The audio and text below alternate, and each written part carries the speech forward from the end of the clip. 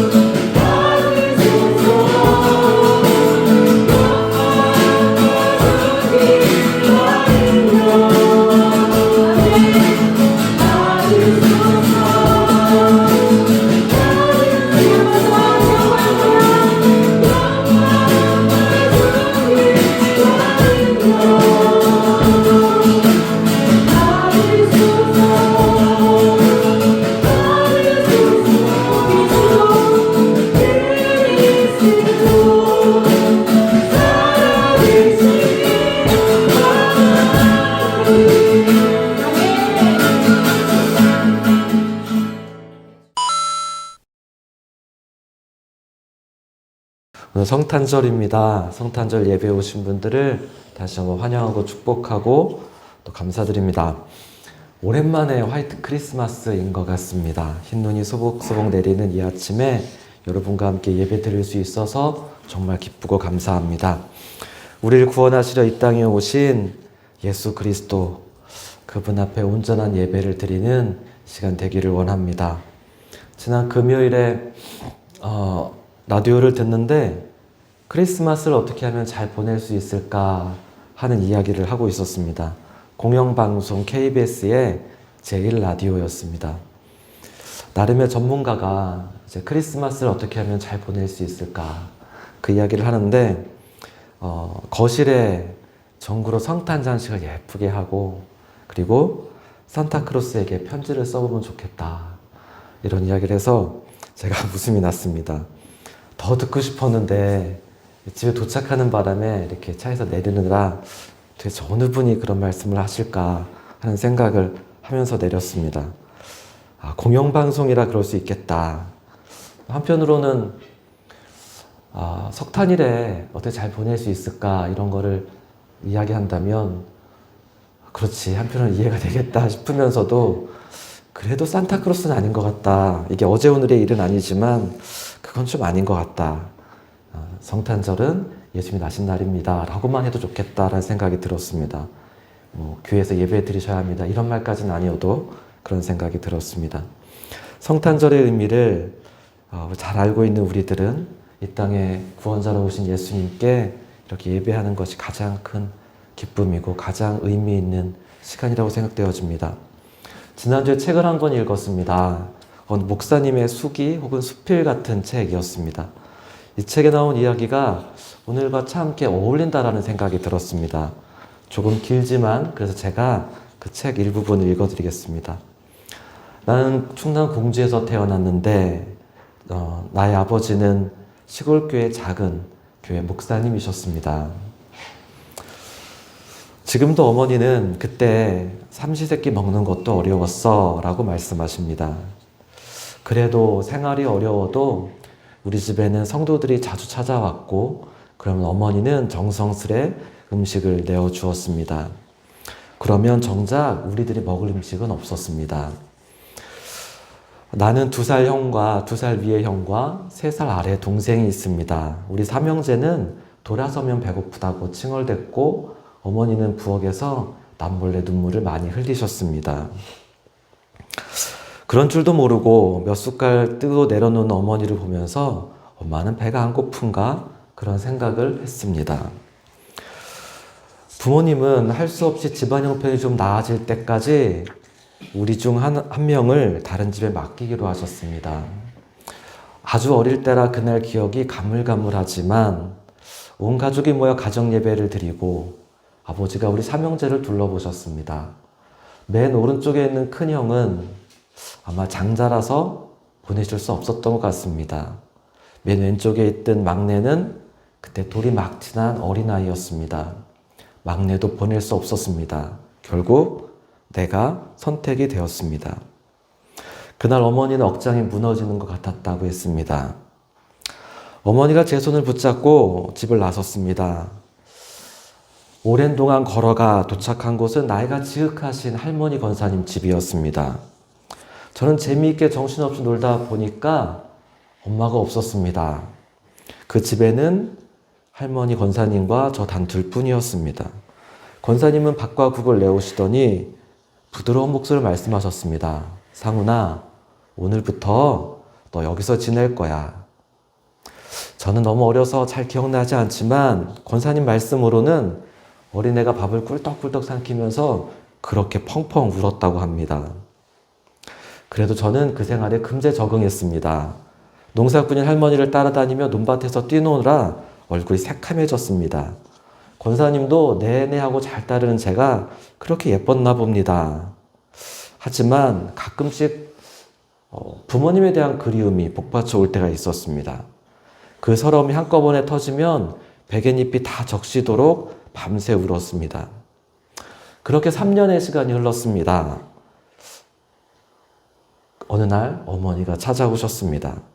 반가운 마음에 어머니의 치마폭에 푹 안겼습니다. 어머니는 잠시를 떼어놓더니 허리를 깊이 숙이고 권사님께 인사하셨습니다. 그동안 우리 상훈이 잘 키워주셔서 감사합니다. 이제 제가 다시 데려가도 될 것 같습니다. 그러나 권사님도 제게 정이 아주 많이 들었나 봅니다. 본인이 저를 입양하고 싶다고 말씀하셨습니다. 어머니는 단호하게 말씀하셨습니다.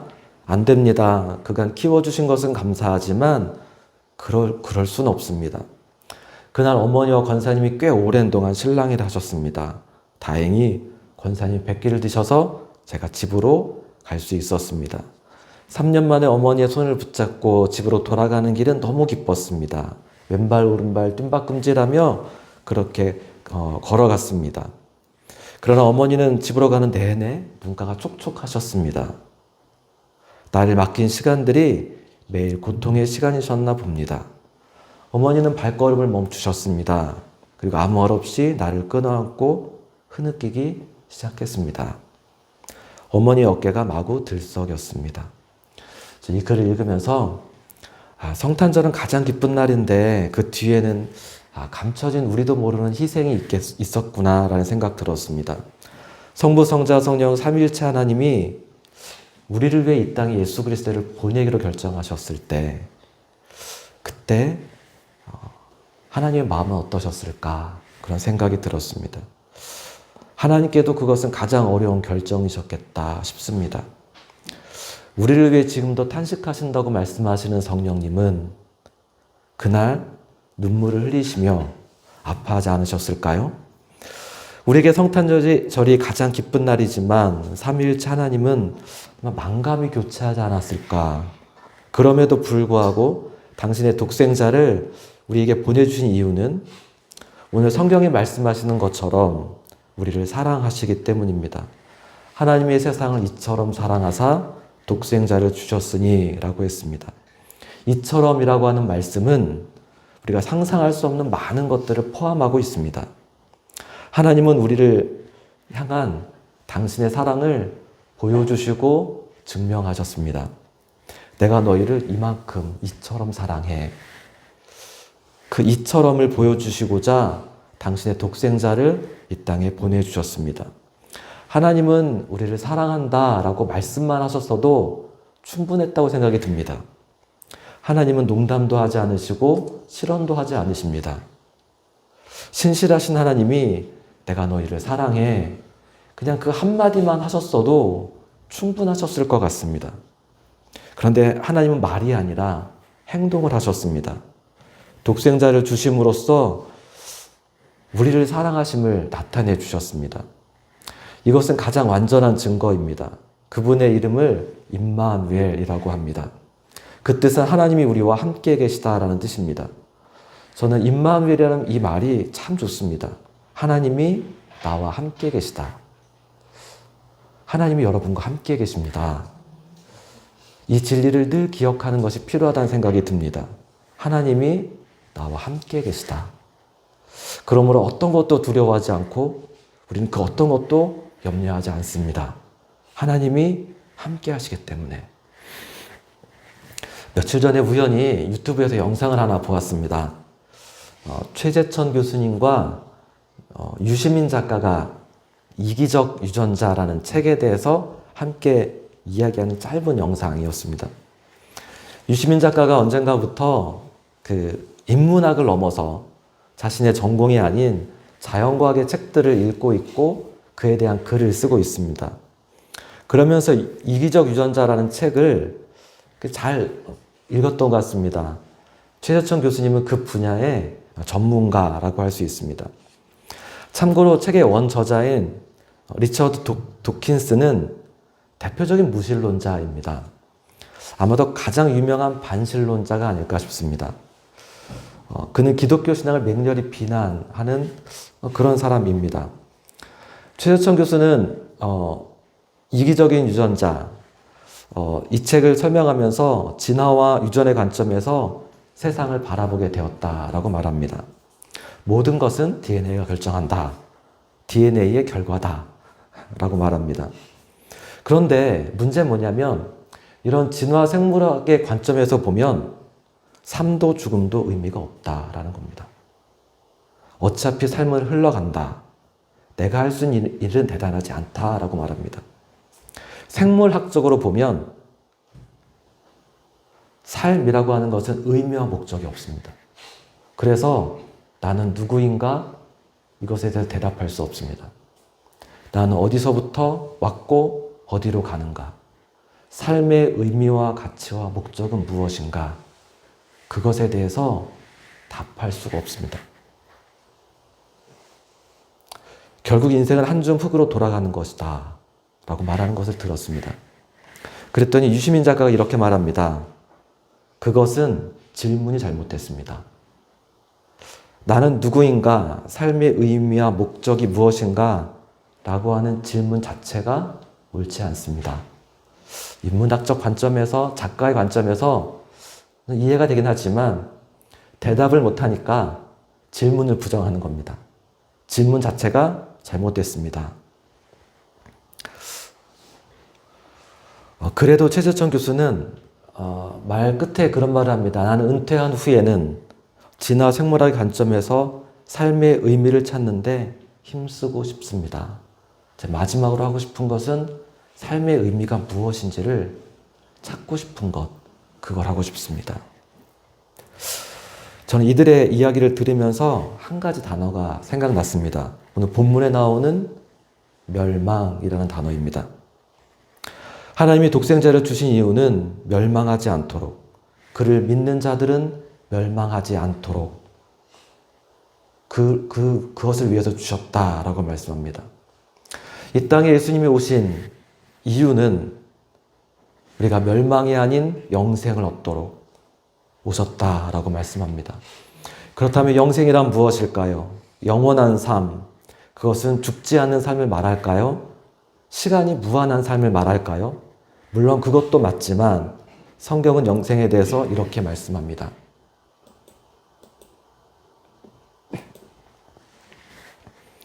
요한복음 17장 3절에 영생은 곧 유일하신 참 하나님과 그가 보내신 자 예수 그리스도를 아는 것이니이다. 영생은 하나님을 아는 것. 다시 말해 하나님과 우리 사이의 교제와 사귐을 말한다라고 했습니다. 하나님이 임마누엘, 언제나 우리와 함께 계시다라고 말씀했습니다.